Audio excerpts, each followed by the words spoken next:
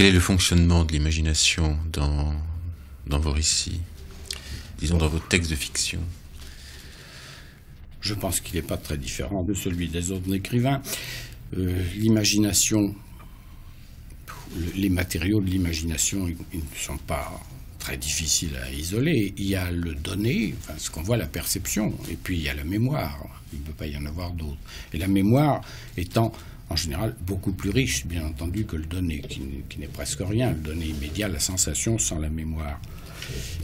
Je pense que la mémoire est le réservoir où puise l'imagination, enfin essentiellement. C'est une espèce de combinatoire, au fond, des souvenirs. Je pense qu'il ne voit pas d'où pourraient venir d'autres matériaux.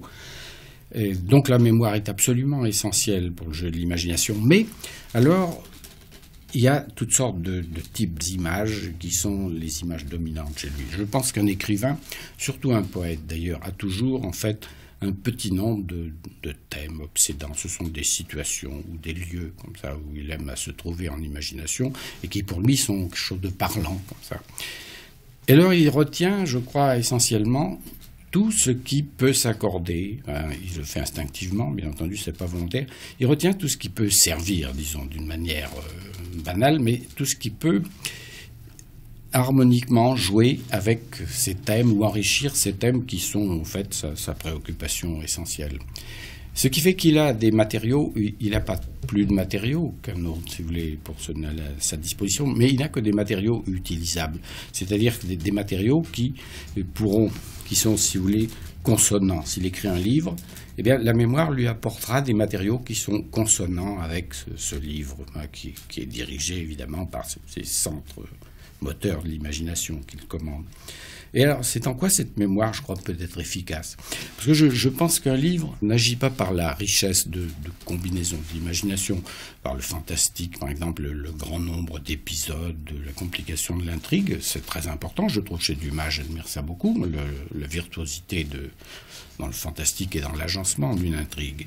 Mais ce qui rend un livre, à mon avis, agissant, c'est essentiellement un effet de cumulation. Et c'est-à-dire que les touches, au lieu de s'annuler, elles s'accentuent l'une l'autre, et elles entrent en résonance, et par conséquent, alors, le livre produit sur le lecteur un effet qui est unitaire, comme ça, qui est profondément, parce que le livre lui-même est profondément unifié. Et s'il est profondément unifié, c'est parce que, je crois, que la mémoire de l'auteur lui fournit des matériaux qui sont tous dans une même clé, si vous voulez, qui sont consonants comme ça, et qui peuvent concourir à un effet d'ensemble. Je crois que c'est surtout ça.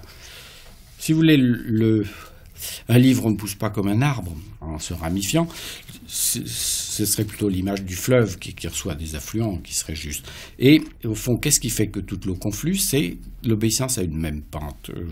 Je crois qu'il y a une des qualités essentielles d'un écrivain, c'est une certaine pente de l'imagination, qui amène les choses dans le même sens, qui les draine finalement tout un peu dans le même lit, comme ça, et qui amène cette espèce de confluence. Je crois que c'est beaucoup plus important que la richesse formelle, si vous voulez, du développement ou de l'invention. Je crois.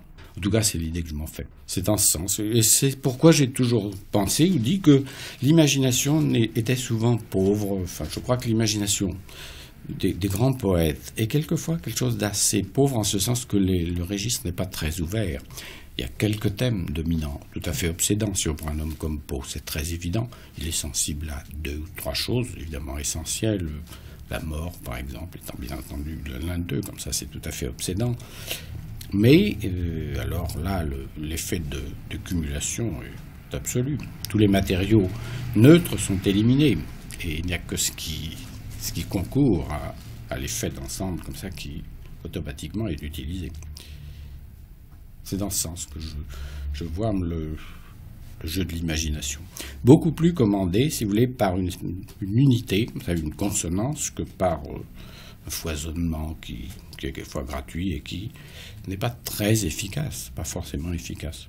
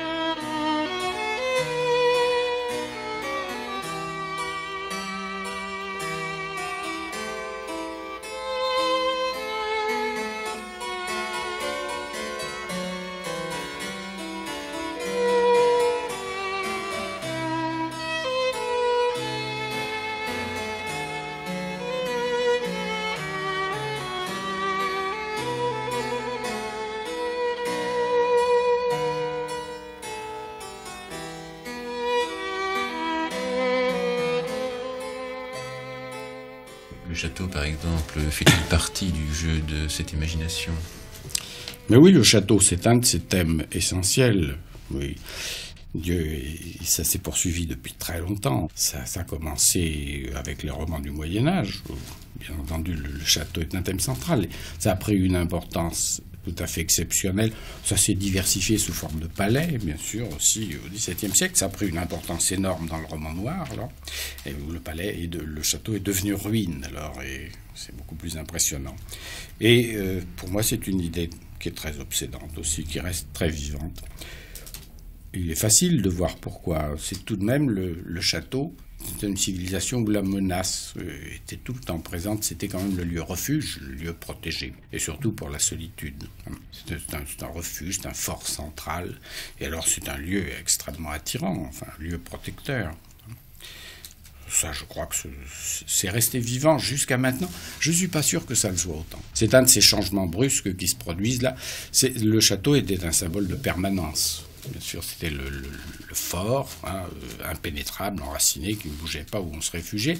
Je suis persuadé que ça a perdu de sa prise sur l'imagination et que maintenant, ce sont plutôt les objets, les symboles du mouvement qui prennent la place. Par exemple, l'automobile.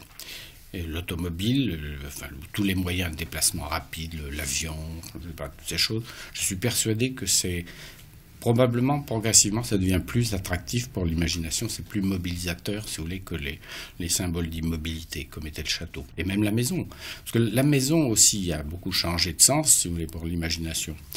La maison, je me souviens, moi, quand j'étais enfant, c'était essentiellement... Elle vivait dans l'imagination par ses prolongements qui étaient le grenier au-dessus et la cave. Or, la maison moderne a supprimé ces deux foyers imaginatifs. C'est purement fonctionnel. Je suis persuadé que la maison, comme le château, vont perdre probablement de leur pouvoir fascinant au profit de, probablement, oui, de ce qui permet de bouger, de se déplacer. C'est possible, enfin, je croirais volontiers. Vous savez, les grands mythes mobilisateurs pour l'imagination émigrent, ils ne sont pas fixés une fois pour toutes. Je suis persuadé que chaque époque a les siens, et on est probablement en train de changer.